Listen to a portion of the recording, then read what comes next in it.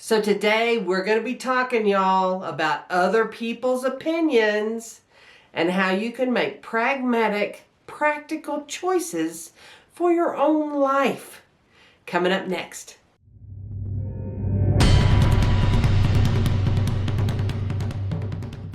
Hi everybody, my name is Dee Burks and this is Retirement Rescue. And today we're going to be talking about other people's opinions. You know, the Karens and the Kens out there who want to tell you how to live, what you should do, how you should do it. And I really got quite a bit this last 2 weeks actually.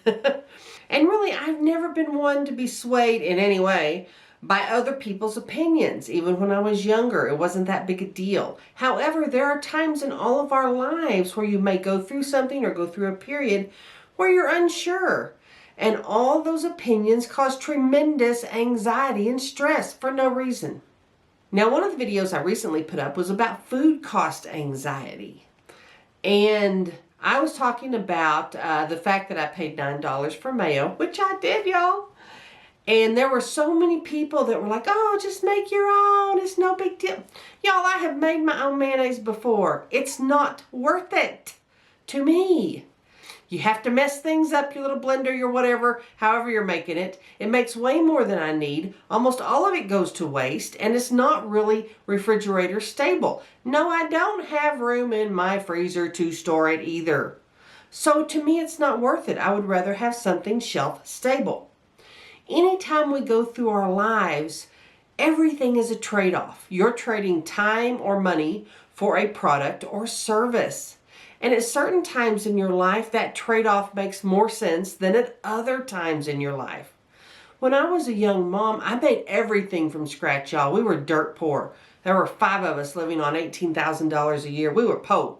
So believe me, I made my own baby food. I made everything that I could do. I made my kids' clothes. I did everything. It was pragmatic and practical because I was staying at home with a bunch of little kids. We couldn't afford childcare for me to go to work. That was not a pragmatic choice for us either, and it isn't for a lot of young parents. But still, that constant barrage of other people's opinion, even family and close friends, can really get to you. And as we age, the same thing happens. It's almost as if your family and friends start to treat you as if you don't have a brain in your head anymore. And what are you thinking? About every single decision, and it's ridiculous. So we're going to talk about that a little bit. One of the great things about my channel in this environment is I talk about a lot of things that I'm doing. I don't tell you you have to do it. It's your choice. You know, you may try it and see if it works for you. If it does, great. If it doesn't, so what? I watch a lot of YouTube channels, a lot of homesteading channels, a lot of gardening channels, just a lot of things that I really enjoy. A lot of history channels because, hey, I love that. But I only implement the things in my life that I feel like are going to be worth it from both a time and money standpoint. My time is valuable. And a lot of people act like your time isn't valuable. It is. And everything's a trade-off. There are some things I will always make from scratch, like vinaigrettes. It doesn't make sense to me to have bottles of multiple kinds of vinaigrettes, because I like all kinds, when I can just make it in 2 seconds. You know, it's really quick, it's really easy, I don't need any equipment, I put it in a little jar, shake it up, it's done, and I use it all. It's not a big deal. To me, that's worth it. To other people, it's not. That's okay. There's nothing wrong with that. And I really grasped onto this early in my young motherhood, let's say. But it wouldn't have happened for me at all, probably, who knows, if I hadn't had that voice of reason. Someone in my life that was that steady, calm voice of reason. And I'm hoping that's what I can be for some of you.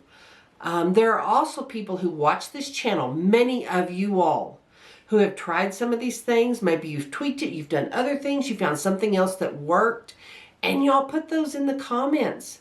There are many people who watch this channel just to read the comments because they're so good, and that's due to you all. In some ways, you all are also that steady, calm voice for other people.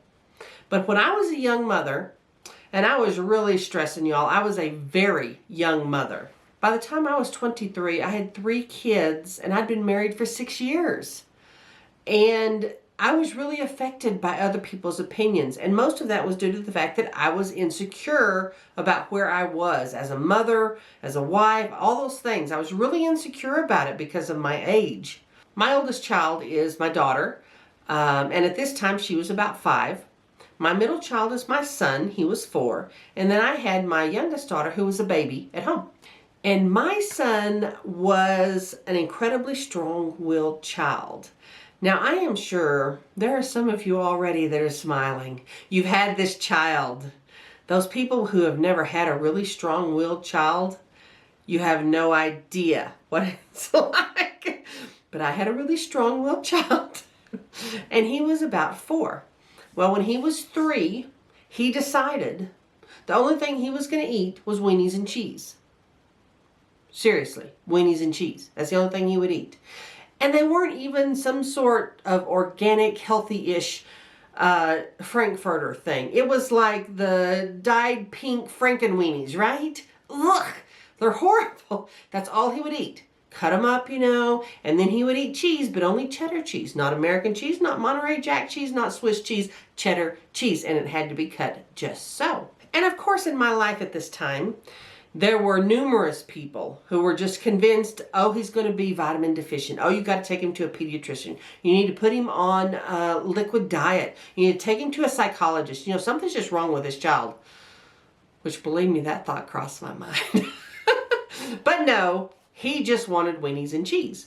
And then there were also some of those old school people in my life, like my dad, who thought it was just ridiculous to cater to that. Make him eat it. If he doesn't eat it, just let him go hungry. Y'all, this child would lay on his bed and scream and cry for hours because he was hungry. Because I would not give him weenies and cheese. He would not eat anything else. I had a new baby in the house. Who's going to win that argument? Of course, the 3-year-old. So he got weenies and cheese. This went on for over a year. And this was the 80s. I mean, I was so worried that he was going to, become deficient or get rickets or something ridiculous. I was giving him the little Flintstone vitamins, popping the vitamins, and just trying to be sure. And he was fine. He liked his weenies and cheese. Well, my parents would take my older 2 kids during this time, during the summers, for about a week to 10 days, and they would do road trips with them to New Mexico, to Colorado, to Oklahoma, wherever, downstate Texas, and it was great. And at this time, I had a small baby at home. I was just so excited they were leaving for a week. And my parents were going to take the kids to Colorado. They're going to go to Santa's Village. There's a Santa's Village up there. They were going to take them to fancy restaurant, do several different things, take them camping, just all kinds of little things. Great. He was still eating weenies and cheese. So I sent along, weenies and cheese instructions, which my mom, of course, did. And my dad, just rolled his eyes and went on. Well, one of the places they took the kids was Casa Bonita. And if any of y'all have ever been to Casa Bonita in Denver, south of Denver, it is that place. It's a Mexican food place, but they have the cliff divers that dive off. It's multi-story. They dive off into this big pool of water while you're eating. So it's like floor show and Mexican food dinner. And my parents decide they're going to take the kids there. And it'll be great. The kids will love it. And so they go there. And my dad decides we're not doing weenies and cheese. So he orders him some Mexican food. And my kids are half Mexican. It's not like they've not seen Mexican food before, okay? Not a surprise to them. But my son just has the meltdown of all meltdowns. Of course, the restaurant is full of people. And my dad starts negotiating. And if you've ever negotiated with a strong-willed 4-year-old, it is like a hostage negotiation, only you don't realize you're the hostage. Yes, you are. You're the hostage. And so he starts negotiating. You're going to eat the whole thing. That didn't work. You're going to eat a little bit. You're going to eat a bite. You're going to eat 2 bites. They finally got down to 2 bites. And my son was going to eat 2 bites. And he takes 1 bite and projectile vomits all over the entire table, all over them, lovely experience, don't you think?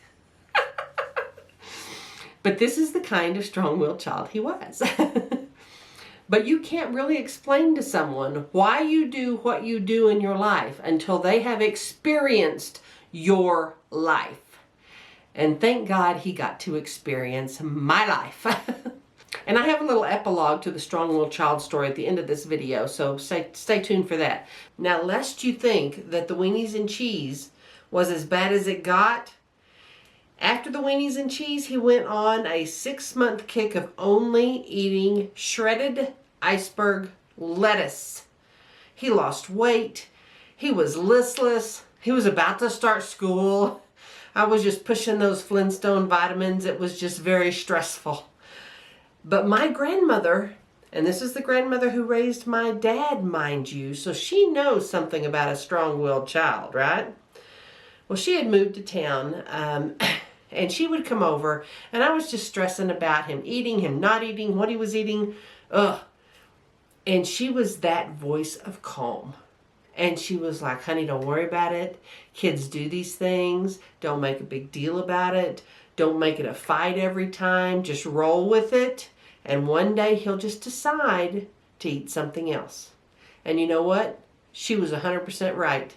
About 6 months into the lettuce thing, we were having spaghetti one night, and he decided he wanted some spaghetti. He never went back to lettuce, and he ate normally after that.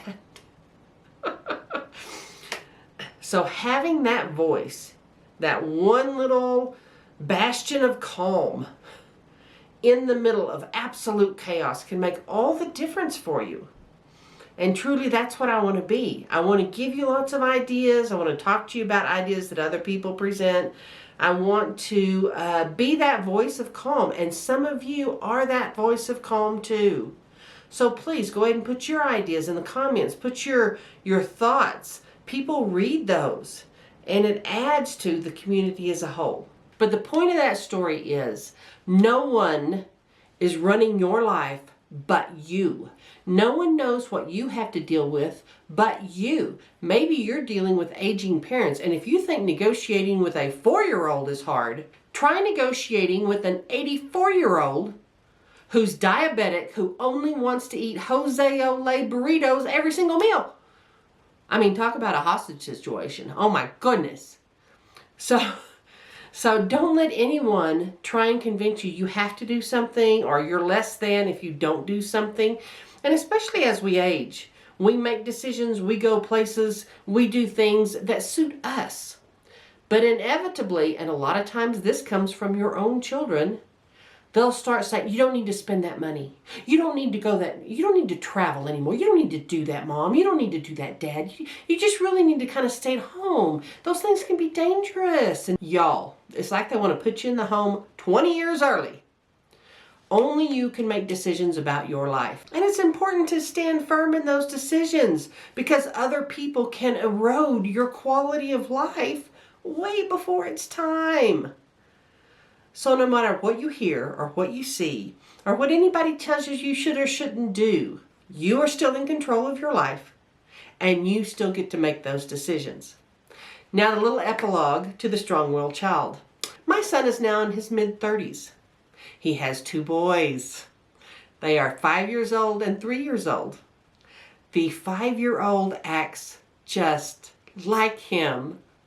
So I get these wonderful phone calls. Like, Mom, he only wants to eat apples. We cut up these apples. It was the wrong kind of apple. It was cut the wrong way. I don't even know what to do with this child. He has no idea how much I enjoy those calls.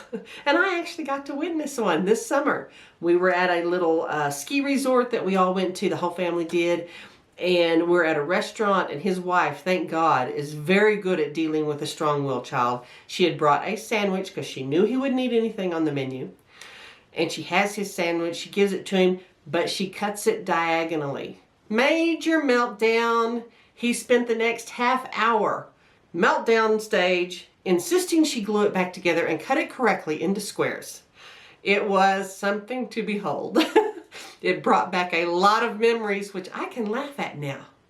Isn't it fabulous being a grandparent?